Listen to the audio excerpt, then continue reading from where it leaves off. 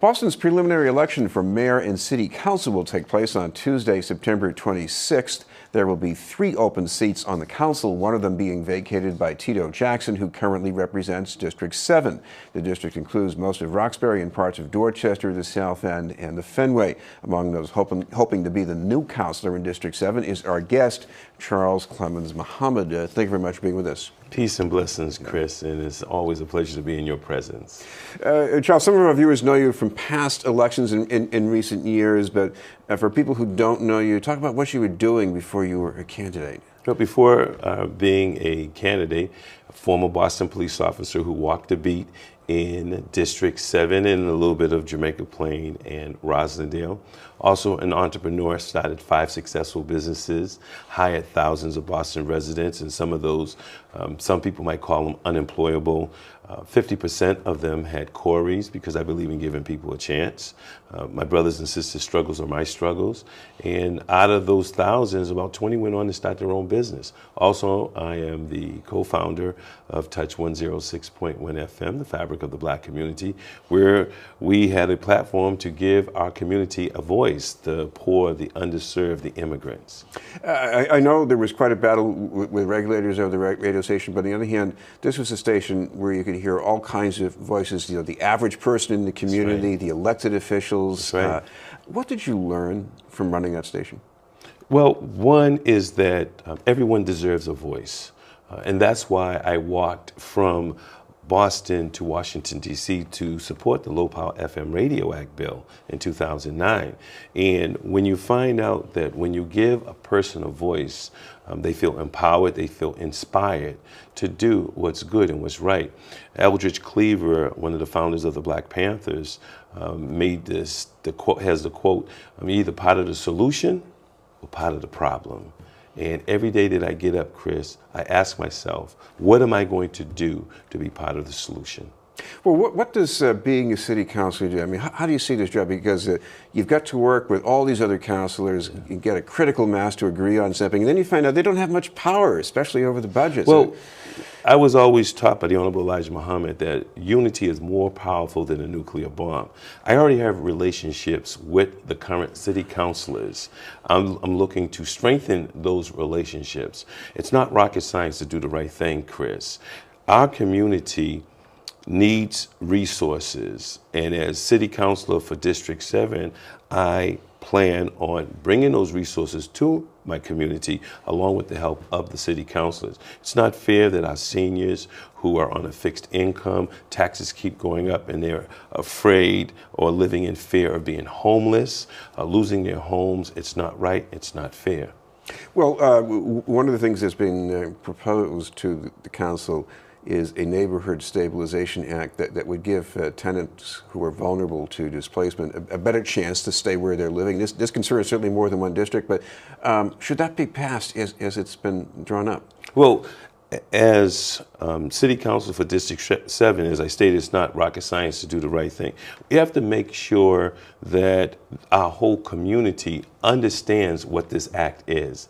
That's why I propose to have town hall meetings every month to educate our community. Now, there are those that will benefit, there are those that understand, but then there are those that don't understand because they're working 2 and 3 jobs. They don't have time to go to community meetings, and that's why I'm going to have a district office in our community open 7 days a week to make sure that those that are working hard, that are working 50, 60, 70, 80 hours a week, has that connect, that link to those resources. Well, not surprisingly, there are some property owners, including some, even small investor owners, who say, "My God, this act is going to be terrible. They won't be able to fix up houses if you put these restrictions on them." Well, you know that the city of Boston has the linkage fund that's there that we can tap in for resource, but also we have to also understand that we have a lot of development that's going on in District 7, and there is an ordinance that City Councilor, the first City Councilor for District 7, Bruce C. Bowling, helped put forth, which was the Boston Residents Job Policy that says that any economic development that goes on in our community, 50% Boston residents, 25% people of color, 10% women. as City Council for District 7, I'm going to make sure that those developers and corporations adhere to that law. And if not, Chris, we hit them with fines. Just like you and I, when we don't do the right thing, we're hit with fines. Well, those developers should be hit with fines. And we're not talking about a slap on the hand, $200, $300. We're talking about 25% of those profits, and then have that money go back into the community to help the homeowners to hold on to property, to purchase homes. Well, explain the need for the fines, because you've been out there in picket lines trying to make sure that these goals for hiring for residents, people of color and women, that they're met, and yet we know the record is at best spotty. It is. And, you know, if you look at Rhode Island has numerous construction jobs going on, but they have 13 compliance officers. Here in the city of Boston, we have so much construction going on, so much economic development going on, but with 5 to 7 compliance officers, that's not enough. So we have to make sure that the community is engaged and understand what is going on. So how does that happen? Again, with a district office, with town hall meetings, educating the community so they can understand what is going on. So there's a street in District 7 called Elm Hill Park. They meet once a month.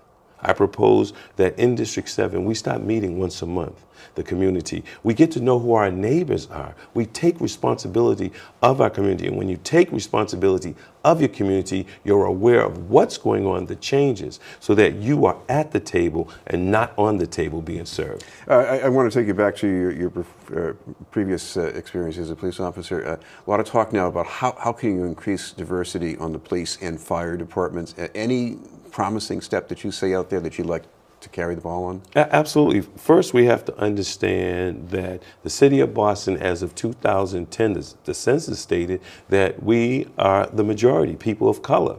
Well, if that's the case, then the landscape needs to look like the city of Boston. Working with organizations such as MAMLIO, the Massachusetts Minority Law Enforcement Organization, with the Vulcans.